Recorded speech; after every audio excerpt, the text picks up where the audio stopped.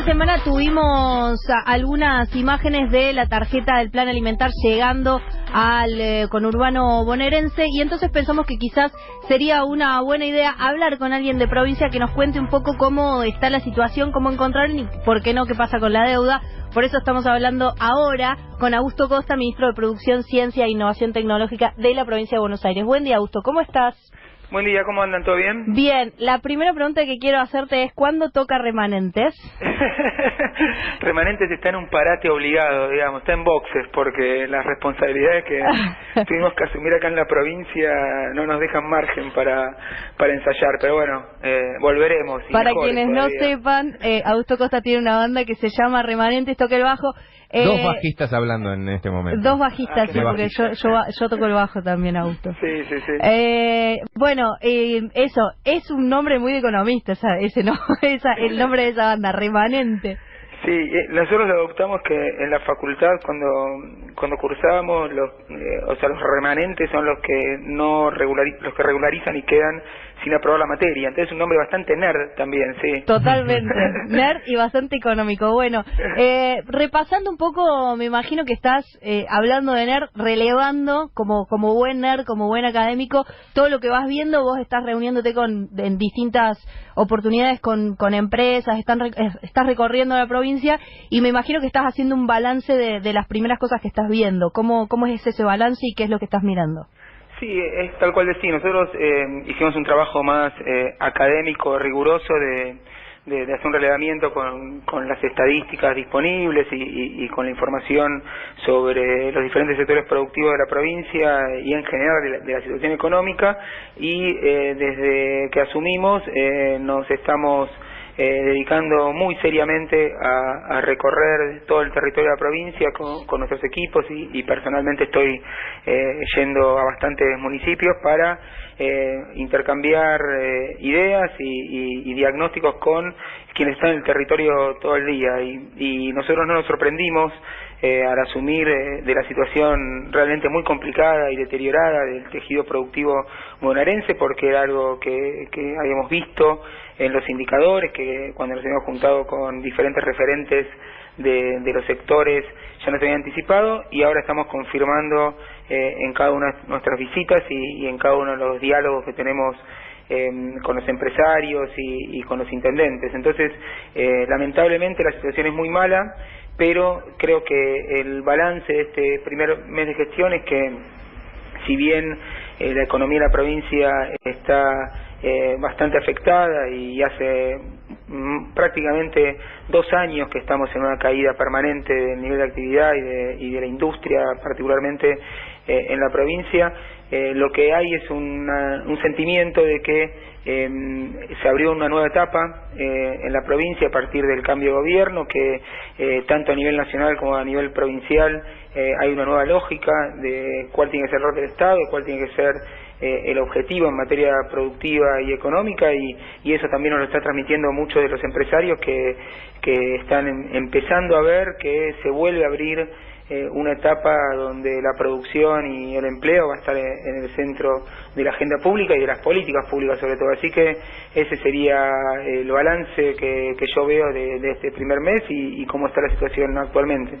El sector, me imagino que también estás viendo, haciendo un análisis sectorial. Industria es uno de los más complicados en la provincia, podemos decir a nivel general, ¿no? En todo el país fue más o menos lo mismo. Se veían en las cifras que la provincia de Buenos Aires está particularmente complicado. ¿Otros sectores que hayan detectado que están también en una situación difícil? Sí, todos los sectores están muy mal. Sabemos que la provincia de Buenos Aires es el corazón industrial de la Argentina, y que cuando hay una política económica como la que implementó el gobierno de Macri y de Vidal, que no prioriza la producción local, que a partir de la caída permanente del salario y las jubilaciones genera una caída en la demanda interna y en el mercado local, lo que hace que las empresas no puedan vender, que tiene tasa de interés por las nubes, que hacen que sea imposible financiarse o invertir, que abre las importaciones y gran parte de los sectores industriales ante la imposibilidad de poder competir con muchas veces importaciones que están muy cuestionadas en términos de cómo se produce en los países de origen. Es decir, toda esa tormenta perfecta, como nosotros veníamos diciendo, barrió con gran parte de la industria, hizo que miles de empresas cerraran, pero atrás de eso también cerraron miles de comercios. El comercio es un sector particularmente afectado en la provincia de Buenos Aires. Hay municipios donde hubo cierre del 20-25% de los comercios que existían en 2015, es decir, en 4 años prácticamente un cuarto de los comercios cerraron en gran parte de los municipios. Y también, y esto es paradójico porque supuestamente uno de los sectores beneficiados por las políticas de Macri y de Vidal fue el sector agropecuario y el sector exportador primario, pero si uno mira y hace un análisis fino, hay muchos productores primarios, los más pequeños, que también están en una situación muy complicada, porque si bien la eliminación de restricciones para exportación o de cupos, digamos, para los productos y de la quita de retenciones, la devaluación, significa una transferencia al sector agropecuario en su conjunto, también lo que fueron los tarifazos y el aumento de los costos de los servicios y la dolarización de los insumos que abastecen al sector primario hizo que en muchos casos los productores primarios terminaron en una peor situación, y eso también lo estamos viendo cuando uno recorre la provincia, y realmente hay que tener una política que vuelva a poner en marcha la economía, pero también que atienda sobre todo a los sectores más vulnerables. Augusto, Sebastián Niñurrieta te saluda. La semana pasada Cuatromo del Banco Provincia ya también adelantó que iba a haber alguna especie, ¿no?, de línea de crédito de ayuda al tema pymes, y hoy el titular de ARBA confirmó que son 600.000 pymes en la provincia que tienen una deuda en conjunto de 13.000 millones. ¿Cuándo se va a anunciar medidas, este tipo de medidas más específicas, cuándo van a arrancar, estimás? Y desde si tu ministerio, digamos, va a haber algo más, además de ver el tema de las deudas que tiene impositivas y además de créditos a través del Banco Provincia. Sí, en primer lugar, me parece que lo que quiero destacar es que esto se enmarca en el contexto de la Ley de Emergencia Productiva en la cual se encuentra la provincia, que fue declarada por la legislatura, ¿no? Es decir, hoy la provincia está en una situación de emergencia económica, productiva, social y tarifaria. Eso fue lo que sancionó la legislatura a los pocos días de que asumió el gobernador, y en el marco de esa emergencia estamos trabajando en conjunto el Ministerio de Producción, ARBA y el Banco Provincia en herramientas para atender sobre todo las urgencias y para por el lado de ARBA, regularizar la situación de, como vos decías, miles de empresas que entraron en situación de incumplimiento con el fisco de la provincia porque todos los factores que enumeré antes que impidieron ya no la rentabilidad, sino directamente que supusieron que muchas empresas entraran en situación de pérdida y estuvieran entraran en incumplimiento con la provincia. Entonces, primero regularizar eso, y para eso se estuvo trabajando con ARBA en el plan de regularización de deudas, y con el BAPRO para en la medida de la disponibilidad del banco, porque acá también me gustaría mencionar que el gobierno Vidal dejó al BAPRO en una situación muy mala, y los recursos que tiene el BAPRO para atender situaciones que son urgentes, que es la necesidad de financiamiento de las empresas, es muy acotada, pero así todos estamos trabajando ahí con el presidente del banco y con el resto de los equipos para desarrollar unas líneas de crédito, sobre todo para pymes, que permitan empezar a poner a las empresas en marcha. Todo eso lo trabajamos en conjunto con el Ministerio, y seguramente la semana que viene, cuando el gobernador vuelva de su viaje por Israel, anunciaremos los instrumentos, y en el caso del Ministerio de Producción estamos también trabajando en algunos instrumentos específicos, pero los anunciaremos la semana que viene. Acá lo que tiene que quedar claro es que la provincia que dejó Vidal es una provincia donde la verdad que la capacidad de hacer frente a las urgencias es muy limitada, pero nosotros en lugar de quejarnos o quedarnos atados a esa mala situación, estamos trabajando y vamos a estar junto con las empresas y junto con los sectores que más lo necesitan para empezar a salir de esta situación. Augusto, ¿cómo quedó la relación con las entidades agropecuarias después de todo lo que fue la sanción de emergencia? No, el tema de la emergencia, bien, el problema fue la ley impositiva, quizás. Perdón, la ley impositiva, sí. El impuesto. El impuestazo, como se lo llamó. Sí, el falso impuestazo. Sí, después hubo una aclaración, ¿no? Sí, quedó demostrado que en realidad era un esquema impositivo que obviamente había que aprobar porque la provincia necesita recaudar, que lo único que pretendía era recuperar lo perdido frente a la inflación y hacerlo de una manera progresiva, es decir, los sectores que estaban en peores condiciones que paguen menos impuestos en términos reales y que los que tienen más capacidad que paguen más. Bueno, todo eso obviamente gracias a para mí una actitud muy destructiva por parte de muchos medios de comunicación y de algunos sectores de oposición, se transformó en una disputa política que poco tenía que ver con el proyecto, pero bueno, ya si bien no se aprobó el proyecto que a nosotros nos hubiese gustado, porque respecto al proyecto original y al que se aprobó, la provincia va a contar con entre 5.000 y 10.000 millones de pesos menos para hacer frente a las urgencias. Nosotros seguimos trabajando y nunca dejamos de hacerlo con los sectores y obviamente los pequeños productores y los sectores que están en peor situación entienden perfectamente cuál era la lógica del proyecto, que como repetimos incansablemente en términos del impuesto inmobiliario rural, que más es un impuesto que representa el 1% de la recaudación de la provincia, con lo cual es bastante poco de los ingresos de la provincia, ¿no?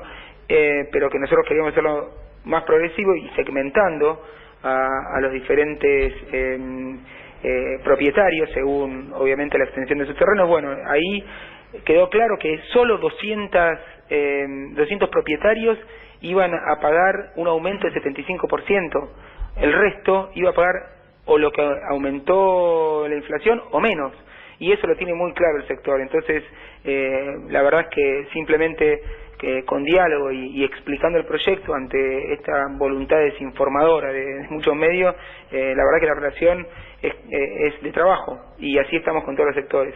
Pero no quedó tenso, digo, hay un puente de diálogo ahí con las distintas entidades. Sí, por supuesto. Después hay sectores de los intereses agropecuarios que obviamente están permanentemente alzando su voz en contra de cualquier instrumento, ya sea alguno del gobierno nacional, como las retenciones o los impuestos inmobiliarios locales, que entienden que no les corresponden. Pero bueno, eso es una situación donde como Estado uno tiene que administrar intereses que son muy contradictorios y hay que hacerlo pensando en lo mejor para la provincia, y nosotros estamos muy tranquilos en ese sentido. Augusto, un tema ineludible claramente tiene que ver con la situación de la deuda. Sé que no sos el ministro de Hacienda, pero sos economista y seguramente estás analizando la situación. ¿Qué pasa con eso? Ayer lo que nos enteramos, la última novedad, es que se estiró el plazo para que los tenedores de bonos de la provincia de Buenos Aires acepten la oferta de la provincia. ¿Cómo viene esa negociación? Es tal cual decís, nosotros también antes de asumir y una vez que ya Axel fue nombrado gobernador, planteamos, y no es algo nuevo ni oportunista estamos haciendo ahora, que la deuda y el perfil de la deuda que había dejado el gobierno de Vidal no era sostenible. Es decir, que 12.000 millones de dólares de endeudamiento externo, la mayor parte, más del 80%, 82%, nominada en dólares, y con perfiles de vencimiento muy cortos. Este año 2020 hay vencimientos en la provincia de casi 3.000 millones de dólares y nosotros ya al mes de asumir teníamos que hacer frente a este vencimiento de 250 millones de dólares, que es el bono 2021. Sí. Y nosotros planteamos que teníamos que sentarnos y analizar cómo hacer sustentable la deuda, y el planteo del gobernador y del ministro de Hacienda y Finanzas fue no de una manera unilateral, sino de una manera donde se busca que los acreedores, sobre todo los que tienen este bono que está venciendo estos días, que se postergue el pago del capital. La idea es pagar el interés, pero postergar el pago del capital para poder trabajar en una nueva estructura de la deuda que permita que sea sustentable. Y los acreedores solicitaron que tener más tiempo para analizar la propuesta y para poder expresarse, y ayer el gobierno de la provincia extendió el plazo hasta el 31 de enero, con lo cual nosotros tenemos la mayor voluntad y estamos trabajando en línea con lo que está haciendo Nación, que es este principio de que la deuda nosotros la queremos pagar, nosotros queremos hacer frente a todas las obligaciones, pero tiene que hacerse de una manera donde no se ponga en riesgo ni se comprometa la política pública, porque estamos en una situación muy complicada y tenemos que trabajar fuerte para sacar a la provincia adelante. Así que ese es nuestro planteo y confiamos en que vamos a poder también trabajar con los acreedores para que dentro de la situación que nos tocó recibir, todos podamos estar de la mejor manera posible.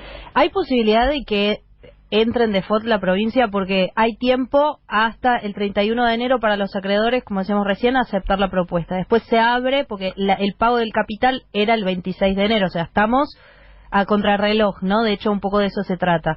Y después en febrero la provincia podría entrar en cesación de pagos. ¿Hay posibilidad de que eso suceda?